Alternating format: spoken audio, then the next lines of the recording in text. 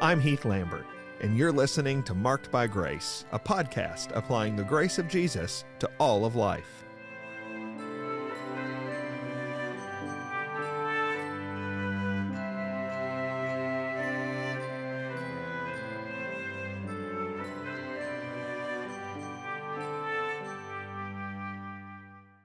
What is the story behind the existence of the celebration of Christmas Eve? That's what we're talking about this week on Marked by Grace. We've got a tradition here on the podcast around Christmas time. Every year we take a week or two, depending on where Christmas falls, depending on the time of the year. We take a week or two to look at a Christmas tradition. And this week we are looking at the tradition behind our celebration of Christmas Eve.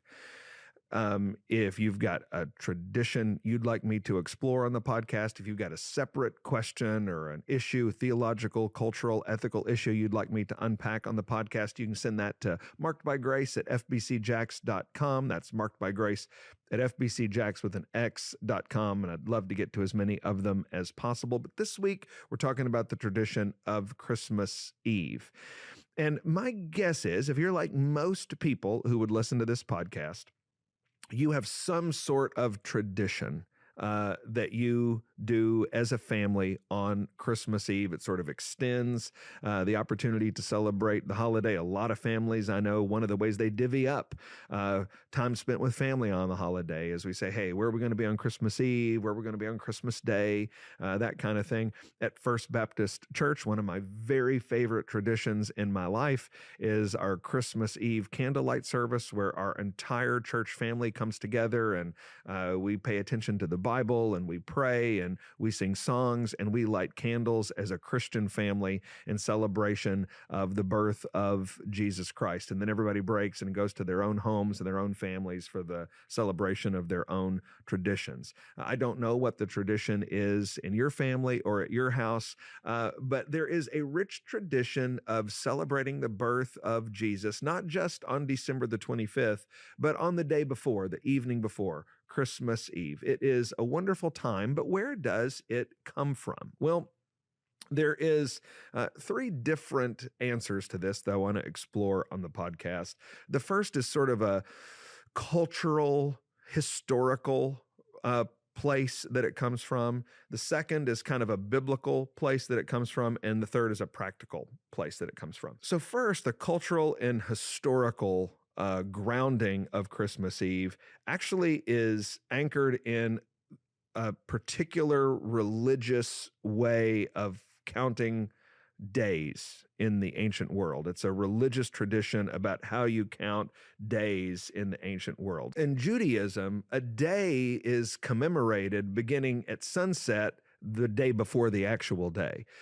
So in Judaism, a day is measured from sunset on the first day to sunset on the second day. It's actually grounded in the Jewish tradition of creation, where in Genesis 1, the Bible will say there was evening and there was morning, the first day or the second day.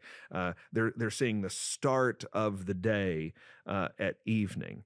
And so that is a common practice in the ancient world, in the Judaistic world. It was a practice that was picked up by Christians. And so you've got that idea of we're actually starting our Christmas celebration on the evening before it. The day begins the evening before. There's a biblical reason for the celebration of Christmas Eve, and that is because the birth of Jesus Christ was precipitated by activities the evening before. You remember the shepherds keeping watch over their flocks by night, and the angel comes and says, hey, guess what? I bring you good news of great joy that's going to be for all the people. And you get the announcement that Jesus Christ is going to be born in Bethlehem. And so the celebration of the birth of Jesus actually begins on the evening before. According to some traditions, Jesus was born at midnight. And so you got the shepherds and the annunciation to the shepherds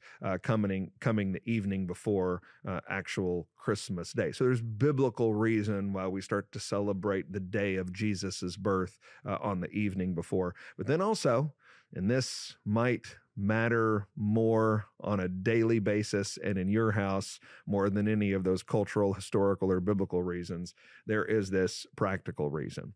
And practically, Christmas Eve gives you opportunity to pre-game gifts before Christmas Day. It gives us more time with our family. It gives us another time to eat a meal. It gives us another opportunity to share gifts. I know in a lot of families, one of the ways we pacify the children is we ask them to hold over for the big gift exchange on Christmas morning by giving them a gift that they can enjoy on Christmas Eve. So whether time with family, whether opportunity to eat a meal, whether increasing the opportunity for gift exchange, practically Christmas Eve gives us more opportunities to celebrate and be together and enjoy all the other traditions of Christmas Day.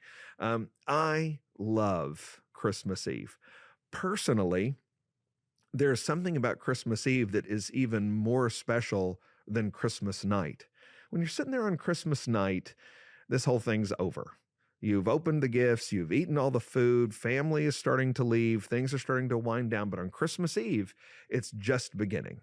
And so as you sit there in the candlelight, as you sit there with the music playing, as you sit there with the people you love, there is something sweet and special and very much anticipatory about the wonderful day of celebration that is yet to come. So this year, this week, I hope you have a very Merry Christmas, and I hope you're able to enjoy that Merry Christmas beginning the night before on Christmas Eve.